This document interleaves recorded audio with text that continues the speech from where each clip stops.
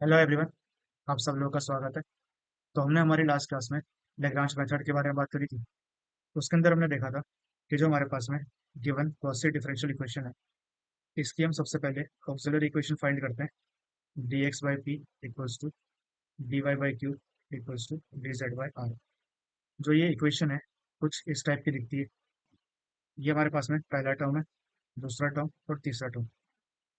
First और second को हम सॉल्व करते हैं तो हमारे पास में u equals to c one आता है। सेकंड और थर्ड को सॉल्व करेंगे तो हमारे पास में एक v equals to c two आएगा। और हम फर्स्ट और थर्ड को सॉल्व करेंगे तो हमारे पास में w equals to C three आ जाएगा। फिर हम इनमें से किसी भी दो की हेल्प से अपना आंसर ले सकते हैं। वो हमारे पास में five of u v equals to zero, या फिर फाइव ऑफ यू डब्ल्यू इक्वल्स टू जीरो, या फिर फाइव ऑफ वी और डब्ल्यू इक्वल्स टू जीरो। इसके बाद हमने देखा था कि इसको भी हम और दो टाइप से लिख सकते हैं। जो ये हमारे पास में ऑक्सिलरी इक्वेशन है, इसको भी सॉल्व करने के हमारे पास में फोर टाइप्स हैं। वो भी हमने देख लिए थे। तो ये सारी चीजें हमने हमारी लास्ट क्लास में देख ली थी। उसके बाद लास्ट में मैंने एक क्वेश्चन दिया था आप लोगों को, उस क्वेश्चन से स्टार्ट करते हैं। ये हमारे पास में क्वेश्चन है, एक पीडी दी है हमें, ठीक है। और हमसे पूछा है कि इसका आंसर क्या होगा। इसका एक मेथड क्या है कि आप ऑक्सिलरी इक्वेशन लिखो, d x by p d y by q equals to d z by r. यहाँ से आप सॉल्व करो और फाइनली मैच कर लो कि हमारा आंसर क्या है, ठीक है। लेकिन हमने अभी देखा ये ऊपर कि हमारे पास आंसर लिखने के लिए बहुत सारे तरीके। जो ये हमारे पास में यूवी है, इन्हीं की हेल्प से मैं तीन तरीके से आंसर लिख सकता हूँ, ठीक है। यहाँ पे चलो हमारे पास में एक ही फॉर्मेट में दिया है, तो एक पॉसिबिलिटी यहाँ से, एक पॉसिबिलिटी यहाँ से और एक पॉसिबिलिटी यहाँ से। इसका मतलब इन तीनों में से कोई भी एक आंसर हो सकता है। तो हमें इसको पूरा सॉल्व करना पड़ेगा। ये हमारे पास में काफी ज्यादा लॉन्ग मेथड है, ठीक है। इसके ऑल्टरनेटिव चाहिए हमें कि ताकि हमें एग्जाम में समय कम लगे। उसके लिए देखो, जो है हमारे पास ए ऑप्शन है, इसकी बात करते हैं। हमने हमारी लास्ट क्लास में एक मल्टीप्लायर के बारे में बात करी थी, पी वन क्यू वन और आर वन। ये हमारे पास में क्या थे, मल्टीप्लायर्स है। अब ये मल्टीप्लायर क्या होते हैं कि पी वन को मैं पी से मल्टीप्लाई करूँ, क्यू वन को क्यू से मल्टीप्लाई करें, और आर वन को आर से मल्टीप्लाई करके इनको ऐड कर दूं तो ये हमारे पास में जीरो आ जाना चाहिए, ठीक है। अगर ये जीरो आ जाएगा तो हमारे पास में P one D x plus Q one D Y plus में R one D Z equals to zero मिलता है। इसको हम इंटीग्रेट कर देते हैं तो यहाँ से हमारे पास एक सॉल्यूशन आ जाता है, ठीक है। इसी चीज को हम यहाँ पे अप्लाई करके देखते हैं। जो ये मेरे पास सॉल्यूशन आया, x square plus y square plus z square, इसको हम थोड़ा सोचें। ये हमारे पास कब आएगा, जब मेरे पास में एक्स प्रेजेंट हो। एक्स को मैं इंटीग्रेट करूंगा तो मेरे पास में एक्स स्क्वायर बाई टू आ जाएगा। तो मेरे पास एक्स डी एक्स होना चाहिए, यहाँ से वाई डी वाई होना चाहिए, और एक जेड डी जेड प्रेजेंट होना चाहिए। इन तीनों को हम ऐड कर देंगे, इसको इंटीग्रेट करेंगे तो हमारे पास में ये चीज़ आ जाएगी, ठीक है। इसका मतलब जो ये एक्स वाई और जेड, ये तीनों आपको क्या पी वन क्यू वन और आर वन के फॉर्म में दिख रहे हैं। इसका मतलब ये मेरा एक पॉसिबल मल्टीप्लायर हो सकता है ना। मैंने पॉसिबल बोला है, क्यों? क्योंकि इसको हमें चेक करना पड़ेगा कि ये वाली कंडीशन सेटिस्फाई होती है हमें। इसके बाद में जो p है वो हमारे पास में एक्स प्लस वाई इंटू में जेड है, क्यू हमारे पास एक्स माइनस वाई जेड, और जो आर है वो x square plus y square है, ठीक है। इनको आप हमारे जो इक्वेशन है यहाँ से फाइंड कर सकते हैं। ये p हो गया, q हो गया, और ये r हो गया, ठीक है। इसके बाद हमें चेक करना है कि P one P plus Q one Q plus में आर वन आर, क्या ये इक्वल्स टू जीरो आता है या नहीं आता। अगर ये जीरो आ जाएगा तो हम बोल देंगे कि ये मल्टीप्लायर है। इसका मतलब जो वो वाला पार्ट है वो हमारा सॉल्यूशन के अंदर आ जाएगा, ठीक है। इसको जब आप सॉल्व करोगे तो ये हमारे पास आंसर नहीं आता। इसका मतलब जो ऑप्शन ए है वो क्या है, रॉन्ग है। इसके बाद हम ऑप्शन बी को चेक कर सकते हैं, ठीक है।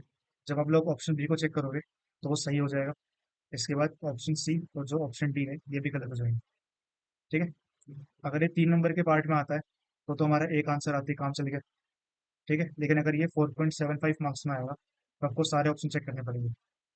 इसके बाद में हम बात करते हैं एक इम्पोर्टेंट रिजल्ट के बारे में। जो ये हमारे पास में गॉसी लीनियर पीडी लिखी होती है।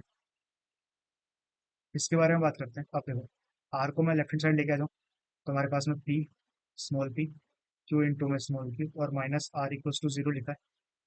क्या इस चीज को मैं ये लिख सकता हूँ, P Q R small q और माइनस वन, कि ये इन दोनों का एक डॉट प्रोडक्ट है। हमें एक चीज पता है कि अगर एक वेक्टर वी वन हो और एक वेक्टर वी टू हो, इन दोनों का डॉट प्रोडक्ट अगर जीरो है तो हमें ये पता होता है कि जो वेक्टर वी वन है वो 90 डिग्री का एंगल बनाएगा वेक्टर वी टू के साथ में। या फिर हम इसको ये बोल सकते हैं कि वी वन और वी टू क्या है, परपेंडिकुलर। तो यहाँ से जो हमारे पास रिजल्ट है वो ये है कि जो ये वाला पार्ट है ये होता है हमारे पास नॉर्मल, और ये होता है हमारे पास में टेंजेंट। इसके बाद में हम बात करते हैं integral surface passing through a curve. इसके अंदर एज सच कुछ एक्सप्लेन करने के लिए नहीं है, डायरेक्ट इसका हम वर्किंग रूल देखते हैं कि हमारे पास में एक f of u comma v equals to zero एक सॉल्यूशन दिया हुआ है, ठीक है, ऑफ पी डी। और वो पी डी हमारे पास P of X Y Z Q of X Y Z Q equals to R X Y Z, ठीक है। अब देखो, यहाँ पे जो हमारे पास लिखा है कि इंटीग्रल सरफेस हमें कौन सा निकालना है, जो पासिंग थ्रू अ कर्व हो। तो एक कर्व हमारे पास गिवन होगी, इस कर्व को हम सी से रिप्रेजेंट कर देते हैं। तो हमारे पास में एक कर्व गिवन है, जो एक कर्व है ये एक पैरामीटर टी के ऊपर डिपेंड करती है। यहाँ पे एक्स वाई जेड फंक्शन होते हैं टी के रिस्पेक्ट में, ठीक है। और यही हमारा सी होता है। फर्स्ट स्टेप क्या है, जो हमारे पास पार्शियल डिफरेंशियल इक्वेशन गिवन होगी वो क्वासी होगी। क्वासी कैसे दिखती है, पी पी इंटू में क्यू और क्यू इक्वल्स टू आर, ठीक है। सेकेंड स्टेप क्या है, आप ऑक्सिलरी इक्वेशन लिखोगे। थर्ड स्टेप क्या है, आप सॉल्यूशन फाइंड करते हो यू सी वन और बी सी टू, ठीक है। यहाँ तक कोई डिफरेंस नहीं है।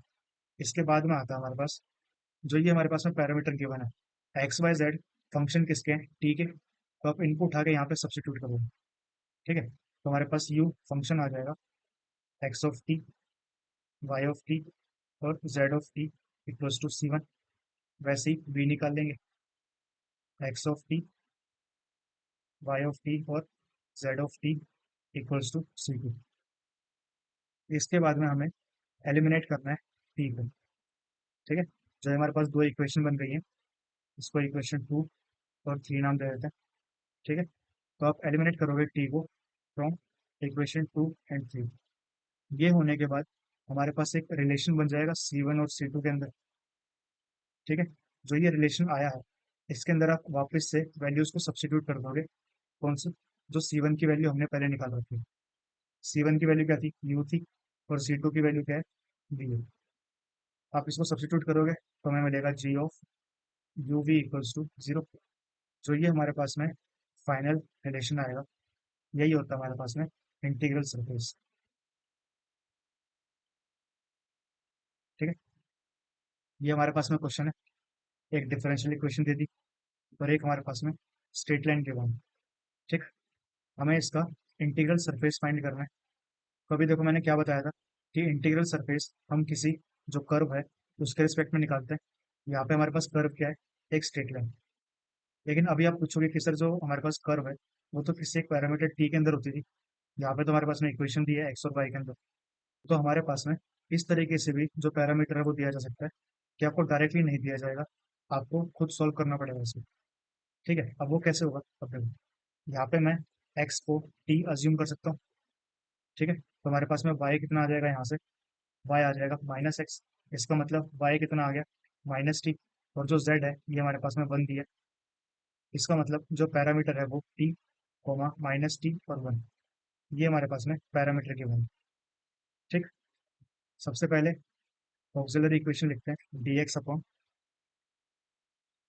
X y square plus z equals to d y upon minus y x square plus z equals to d z upon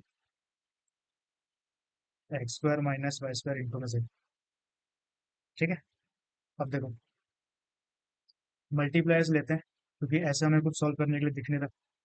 ठीक है, अब देखो, यहाँ से अगर मेरे पास में ये एक्स प्रेजेंट नहीं होता, वाई प्रेजेंट नहीं होता और जेड प्रेजेंट नहीं होता, तो क्या ये जीरो बनता हमारे पास? Y square plus z minus x square minus z आ गया, यहाँ पे एक्स स्क्वायर और माइनस वाई स्क्वायर। हाँ, जीरो आ रहा है हमारे पास में। ये दोनों कैंसिल हो गए, वाई स्क्वायर से ये गया और जेड से जेड गया तो जीरो मिल गया।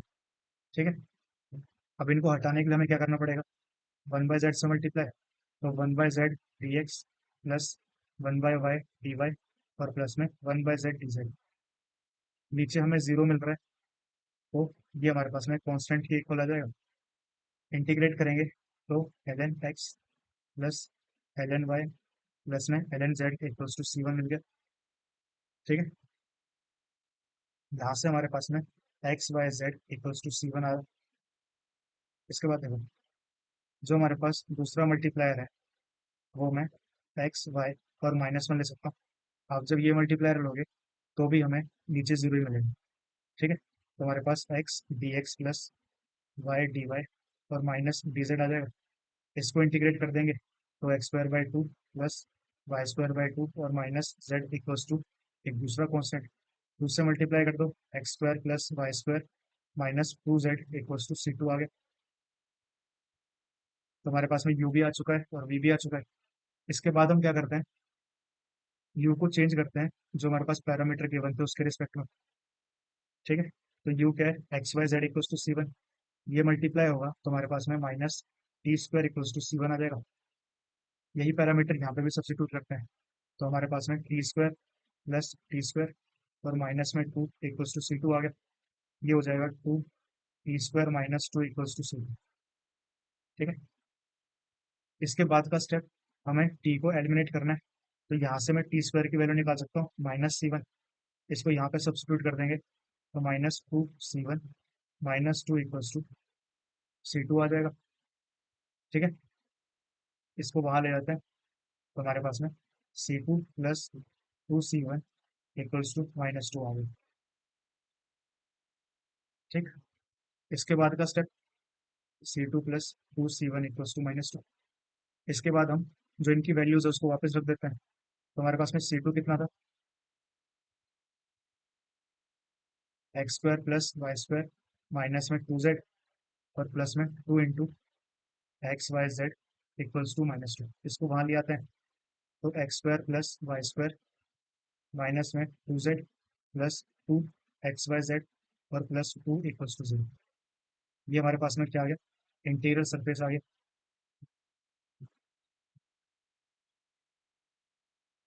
तो आज के लिए इतना ही। अगर आप लोग कोई भी डाउट हो तो आप नीचे कमेंट सेक्शन में लिख सकते हो।